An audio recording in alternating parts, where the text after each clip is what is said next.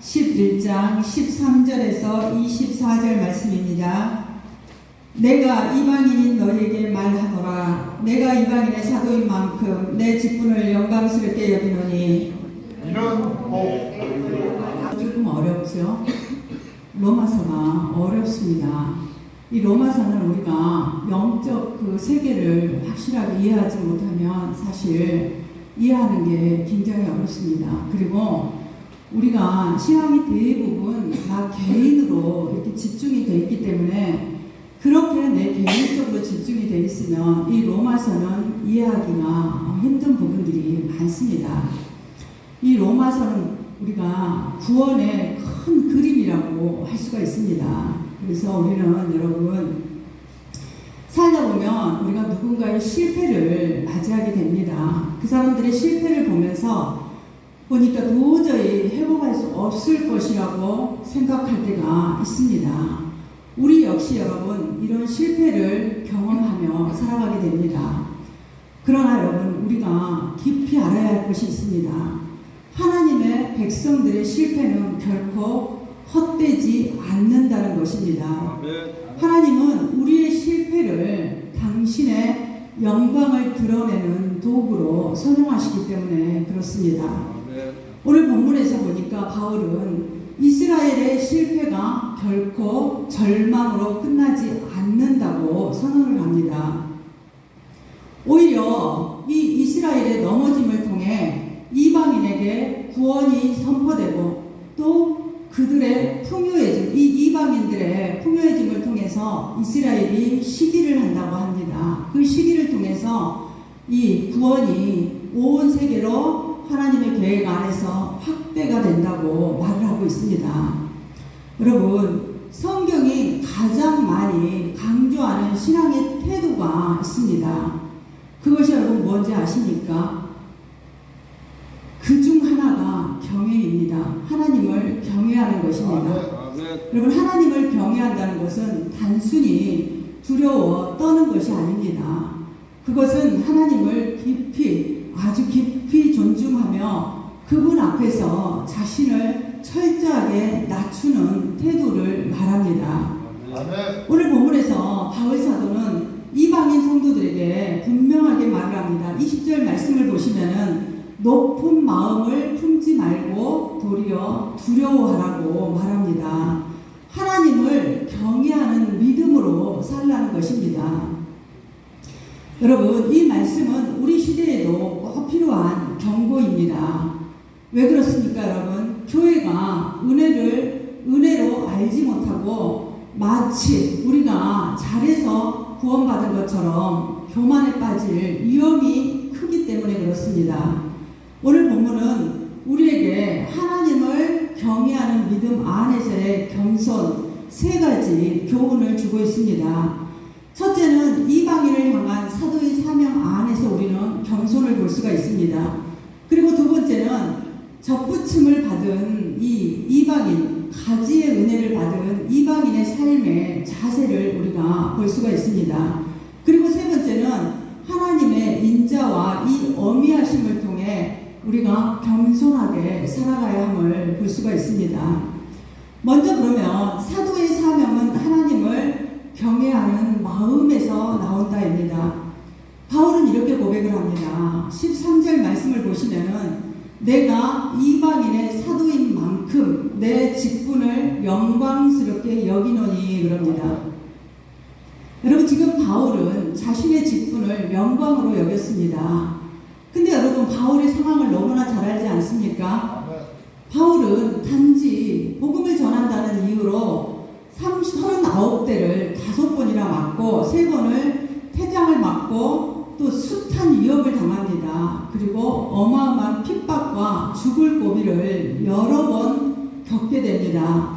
그리고 성령께서 바울에게 결박과 환난이 너를 기다리고 있다고까지 말씀을 하십니다. 여러분, 이렇게 바울이 지금 말하는 영광은 자기 자랑이 아니라 하나님을 두려워하는 믿음에서 비롯된 것입니다. 그는 하나님께서 유대인 중에 한 사람을 불러 이방인의 사도로 세우셨음을 경외했습니다. 그는 자신의 이방인이 구원을 받고 나아가서 이스라엘도 시기에서 돌아오고 그리고 결국은 하나님의 구원의 일부가 될 것을 바라보았습니다. 지금 사도 바울이 자신이 이 사도의 직분이 영광이라고 말했던 것은 사도는 커다란 구원의 그림을 보았던 것입니다. 여러분, 교회를 위한 이 하나님의 궁극적인 목적이 있습니다. 이 목적은 특정인이 아닙니다. 특정인이 아니라 이방인과 유대인 모두가 포함되는 것입니다. 그래서 남은 자의 수는 사람들의 생각보다 많았지만 구원을 받은 유대인들은 은혜로 택하심을 따라 남은 자뿐이었습니다. 여러분, 사도는 이방인의 사도였지만 한 사람의 유대인이 해신할 때마다 사도는 너무나 감격을 했습니다. 그리고 가슴으로 너무 벅찼던 것입니다. 여러분, 그렇다면 우리의 태도는 여러분 어떻습니까? 여러분은 어떻게 한 영혼이 구원을 받고 내 가족이 구원을 받으며 이렇게 사도처럼 가슴이 좀 벅찹니까? 아멘. 아멘. 여러분, 우리도 믿지 않는 이웃이나 가족들이 이 참 진리, 지금 여러분들이 깨닫고 있는 이 참 진리에 대한 지식을 깨닫고 이 진리의 지식으로 나오면 여러분 얼마나 기쁩니까? 아멘. 지금 바울도 똑같은 우리가 이 누리는 기쁨을 그대로 지금 감격을 표현하고 있는 것입니다. 그래서 사도는 15절에 유대인들이 하나님 안으로 다시 들어올 때 그 축복은 얼마나 크겠냐는 것입니다. 그 축복이 이렇게 표현을 합니다.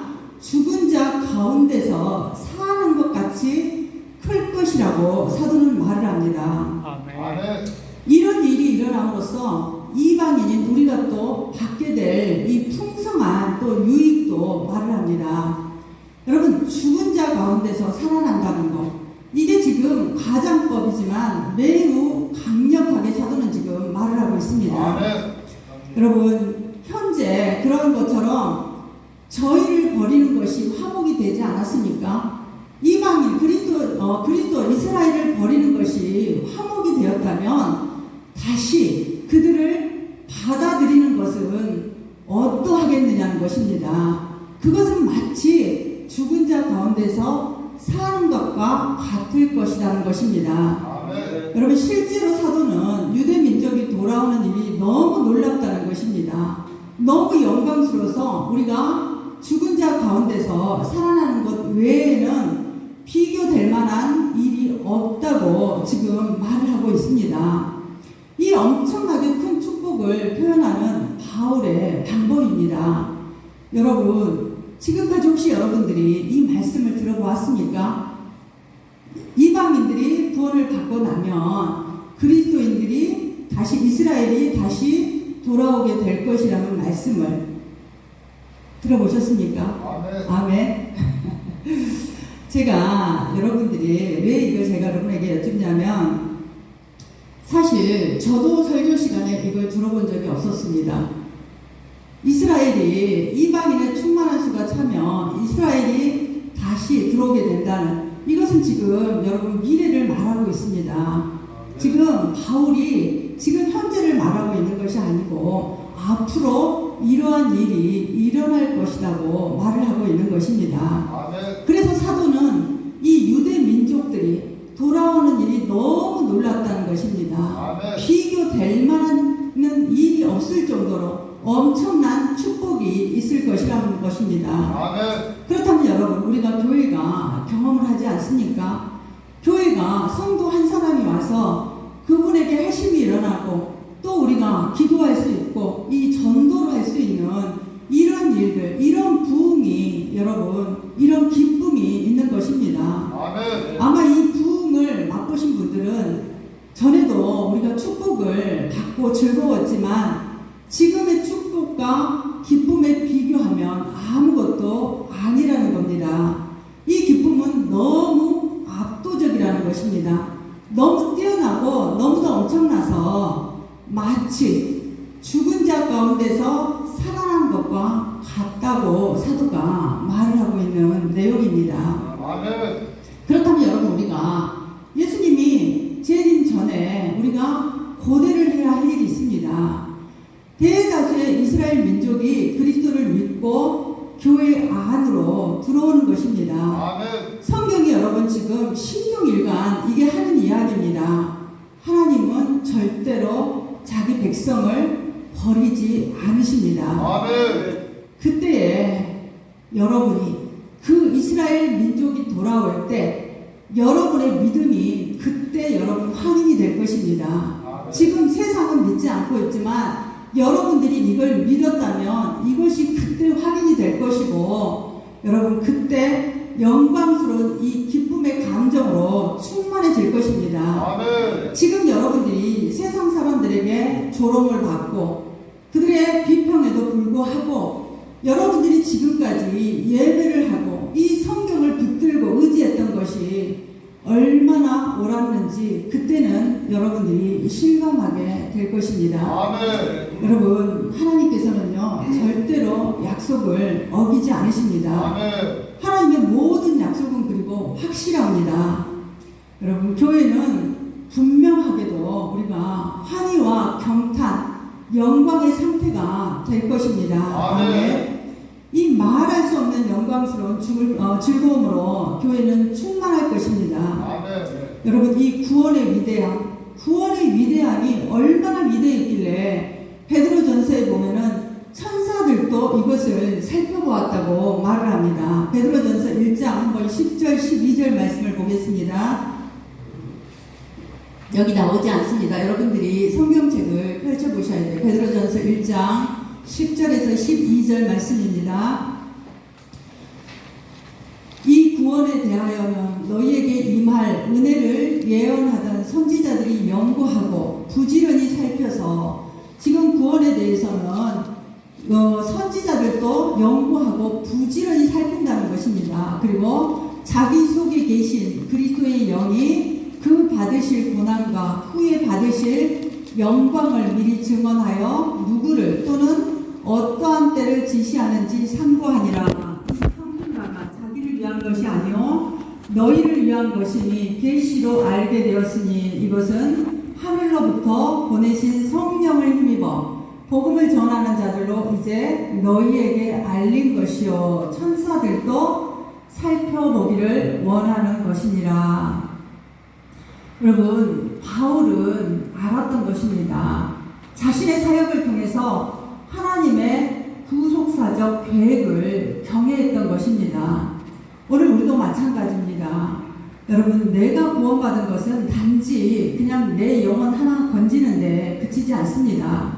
하나님은 여러분들을 통해 여러분의 가정, 교회, 세상 가운데 구원의 일을 이루어 가시기 위해 여러분들을 먼저 부르신 것입니다.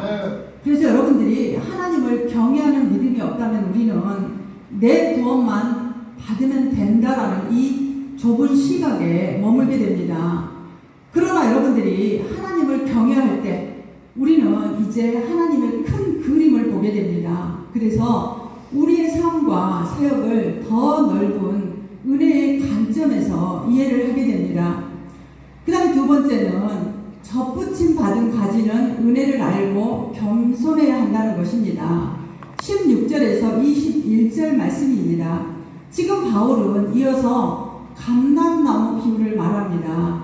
여기서 그러니까 뿌리는 단수로 되어 있습니다. 이것은 아브라함과 하나님께서 언약을 맺으셨음을 말씀하고 있고 원 가지는 이스라엘을 말합니다. 접붙임 받은 가지는 이방인입니다. 여러분 우리가 지금 감람나무에 붙어 있는 것은 여러분 은혜 때문입니다.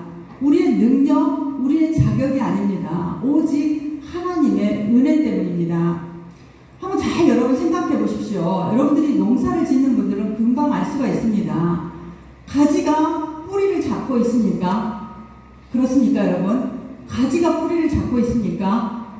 그렇지 않죠? 뿌리가 가지를 붙잡고 있습니다. 그러니까 이 말씀은 여러분 이방인 너희들 자신들의 위치를 오해하지 말라는 것입니다. 우리가 16절 17절을 보시면 16절 17절 한번 성경 같이 보시겠습니다.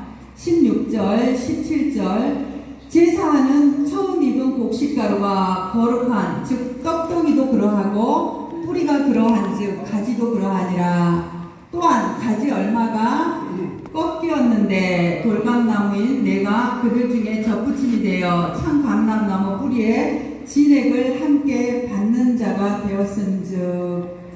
여러분 지금 16절 17절 말씀은 사도는 교회에서 유대인과 이방인의 근본적인 관계를 진술을 하고 있습니다.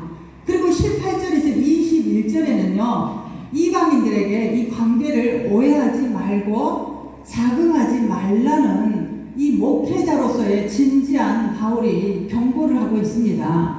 교만하지 말라는 것입니다. 그러니까 이방인 너희들로서 반응을 내 몫을 잘 알고 반응을 잘하고 살라는 것입니다. 여러분 로이드 존스 목사님은요 설교 중에 자기 이야기를 안 한 이유를 몇 가지를 말을 합니다. 첫째는 이 목사님이 자기 이야기를 하지 않는 이유는 자신이 규범이 되는 것을 피하기 위해서 그런다 그럽니다. 하나님 이야기가 아닌 자기가 규범이 될까봐 자기 이야기를 안 한다는 것입니다. 그리고 두 번째는 하나님의 영광을 가릴 수 있기 때문에 자기 이야기를 안 한다는 것입니다. 여러분 설교 자리는요 하나님의 말씀을 푸는 곳입니다. 하나님의 말씀을 풀고 설교하는 자리지 세상 이야기를 가지고 와서 나 자신을 이야기하는 곳이 아닙니다. 여러분 한번 잘 생각해 보십시오. 청중이 하나님을 바라봐야 하는데 자기 이야기를 하면 어떻습니까? 하나님 영광이 생각이 나야 하는데 그렇지를 못하다는 것입니다. 여러분 이 설교 강단에서 자기 이야기를 하고 세상 이야기를 한다면 여러분들이 믿음이 크겠습니까? 그래서 여러분 간증도 너무 조심스러운 것입니다. 제가 여러분들의 간증을 한다고 가까이 하시는데 세우지 않는 이유가 여러분 너무나 조심스럽기 때문에 그렇습니다. 그 간증을 통해서 하나님의 영광이 드러나야 되는데 하나님의 영광이 드러나지 않을까봐 여러분 조심스러워서 그렇습니다. 여러분 이렇게 바울은 하나님의 계획, 하나님의 목적뿐만 아니라 하나님의 여러분 계획과 목적이 무엇입니까? 교회는 여러분 하나님의 영광과 복음을 위해서 존재하는 곳입니다. 교회에 그래서 성격에 대해서 말을 하고 바울은 전반적인 교회에서 일어나는 문제에 대해서 말을 합니다. 그래서 교회 안에서는 유대인들과 이방인들 각각의 위치가 있다는 것이죠. 위치에 대한 특별한 통찰력을 지금 바울이 우리에게 제시를 하고 있습니다. 이 교회에 대한 하나님의 전체 목적에 있어서 유대인들이 민족적으로는 특별한 위치를 가지고 있다는 사실입니다. 그래서 사도는 계속 그러죠. 유대인의 충만한 수가 들어올 것이라는 아주 중대한 진리를 사도는 말을 하고 있습니다. 그래서 제가 여러분들한테 이 구원을 개인한테 국한시키지 말고 좀 더 큰 그림을 볼 수 있게 해달라고 했던 것입니다. 여러분 그러면은 유대인들이 확실히 들어와야 하는 이유가 그러면은 무엇일까요, 여러분? 오늘 두 가지 설명을 합니다. 첫 번째는 16절 제사하는 처음 익은 곡식가루가 거룩한즉 떡덩이도 거룩하다는 것입니다. 그리고 두 번째는 뿌리가 거룩한즉 가지도 그러하다는 것입니다. 사도는요 구약 성경을 또 예언하고 사용을 합니다. 우리가 민수기 15장 17절 21절 말씀을 보시면은 여호와께서 모세에게 말씀하여 이르시되 이스라엘 자손에게 말하여 이르라 너희는 내가 인도하는 땅에 들어가거든 그 땅의 양식을 먹을 때 여호와께 거제를 드리되 그 다음에 특별한 언급이 나옵니다. 너희의 처음 익은 곡식가루 떡을 거제로 타작마당에 거제같이 들어드리라. 너희의 처음 익은 곡식가루 떡을 대대에 여호와께 거제로 드릴지니라. 그러니까 지금 곡식가루가 너무 거룩하다면 떡덩이도 거룩하다는 것입니다. 뿌리가 거룩한즉 가지도 거룩하다는 말씀입니다. 여러분 뿌리와 가지의 본질이 같기 때문에 그렇습니다. 그리고 또 바울은 이게 잘 보니까 또 이해력을 더 높이기 위해서 그림 한 장을 보여줍니다. 이제는 참감람나무 가지 얼마가 열매를 맺지 못하기 때문에, 그러니까 이것은 이스라엘이 하나님께서 선택한 민족이고 율법을 주었고 특별한 대우를 했지만 열매를 맺지 못했다는 것입니다. 그래서 하나님께서는 일부를 꺾어버렸다는 것입니다. 그래서 이 일부를 꺾어버리고 돌감람나무 일부 가지들을 취해서 참감람나무에 접을 붙입니다. 여러분, 농사 짓는 분들이 이해가 갑니까? 저는 사실 이해가 가지 않습니다. 지금 사도는요, 2000년 전에 이해되었던 예화를 그대로 사용을 한 것입니다. 그래서 여러분들이 항상 성경을 보실 때는 이것을 주목하고 보셔야 돼요. 왜냐하면 현대의 과학과 지식으로는 이해가 불가능하거든요. 그래서 사도는 하나님께서 매우 비겁한 일을 행하셨다고 말을 합니다. 그리고 하나님께서는 여러분 기적적인 일을 행하셨습니다. 하나님은 이 아브라함에 대한 언약, 이 약속을 지키신 것입니다. 그래서 하나님께서 심지어 돌감람나무가 참감람나무의 열매를 맺을 수 있게 하셨습니다. 바로 이것이 여러분 중생입니다.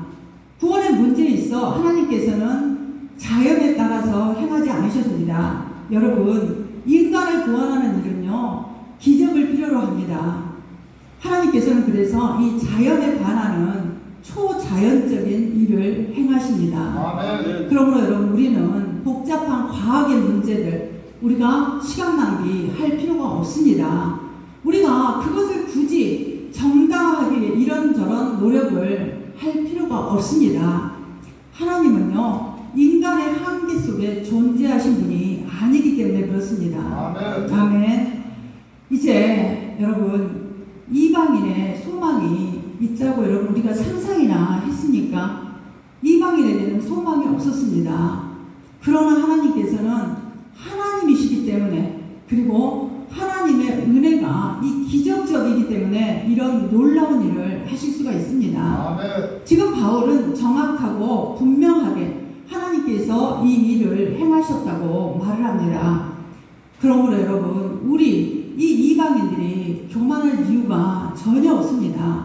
바울은 경고를 합니다. 20절, 내가 믿음으로 서 있는지라 높은 마음을 품지 말고 도리어 두려워하라. 무엇으로 서 있습니까, 여러분?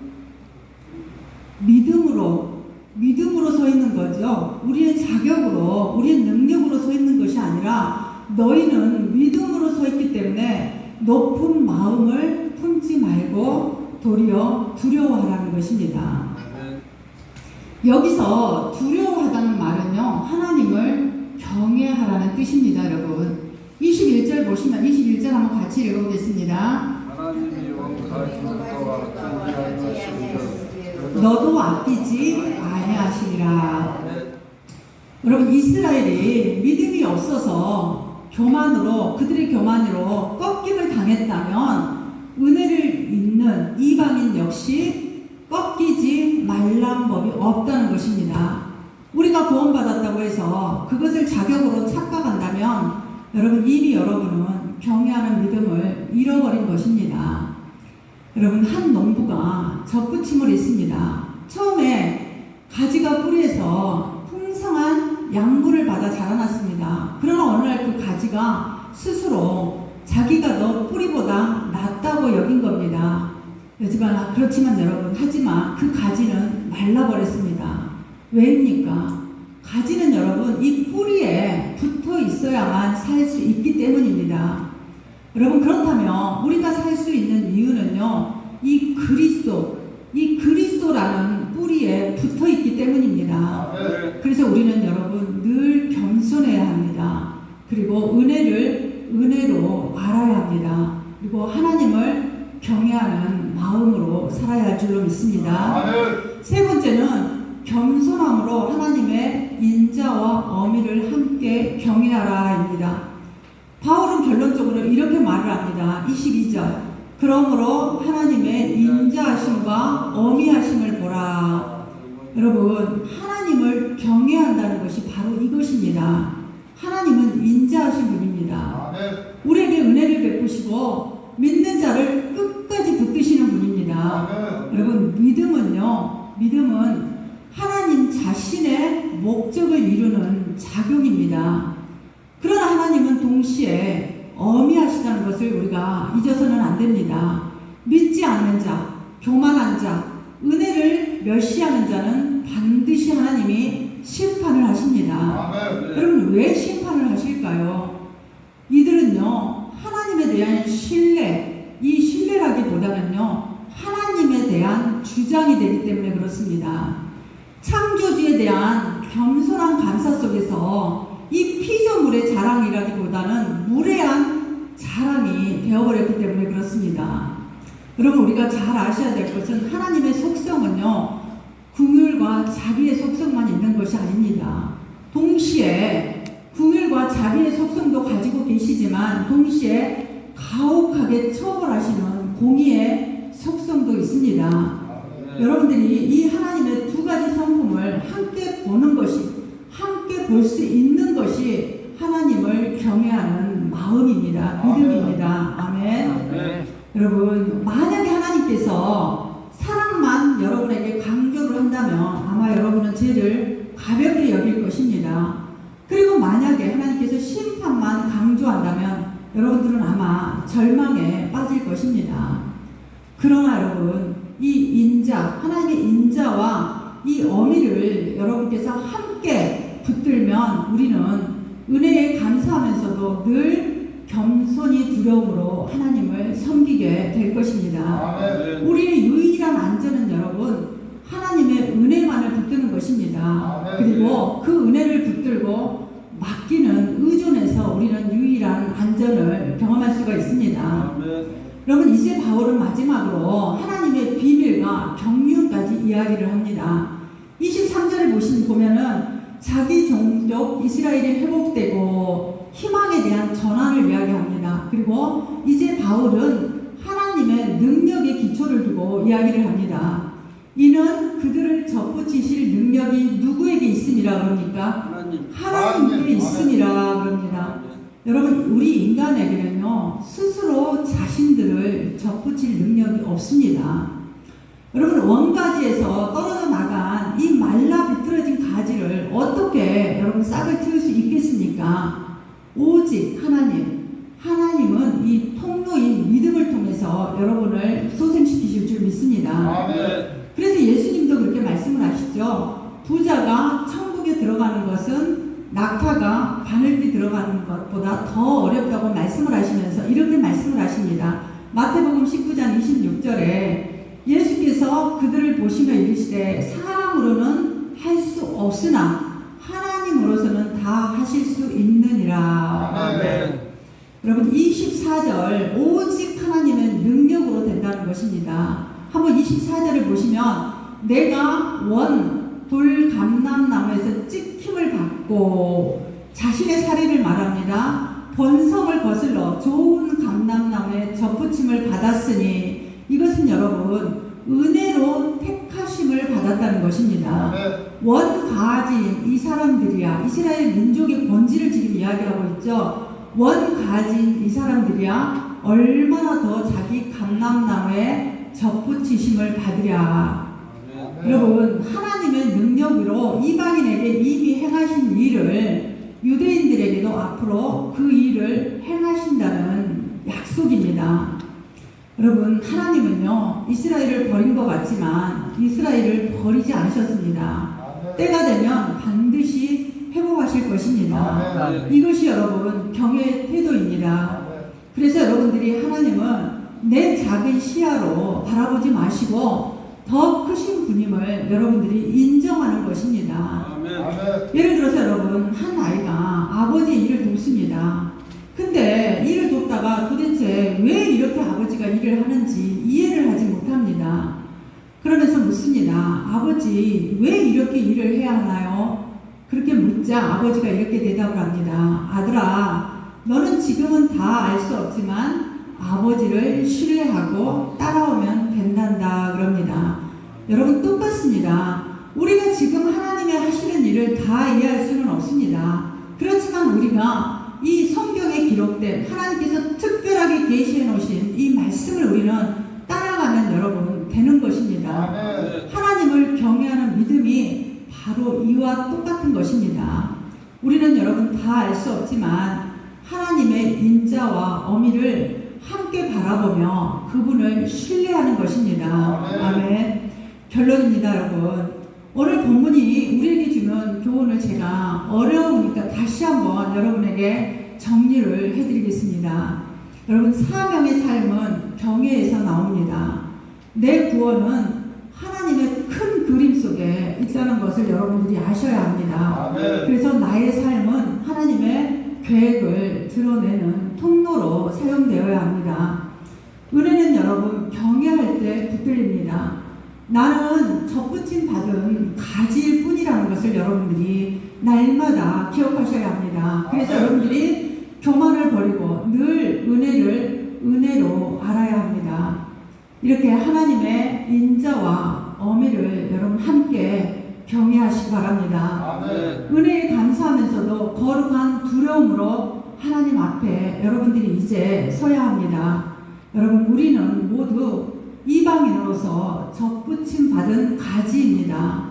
이 가지에 뿌리가 붙어 있어야만 살아남듯 우리도 여러분 하나님을 경외하는 믿음으로 여러분 모두가 이 그리스도께 붙어 있어야만 여러분 생명을 보존할 수가 있습니다. 아멘. 그러므로 여러분 모두가 늘 겸손하게 여러분 은혜를 붙들고 하나님께서 주시는 이 큰 그림을 보시면서 하나님의 은혜를 붙들고 하나님을 경외하는 믿음으로 살아가시는 여러분 모두가 되시기를 예수 그리스도 이름으로 축복드립니다.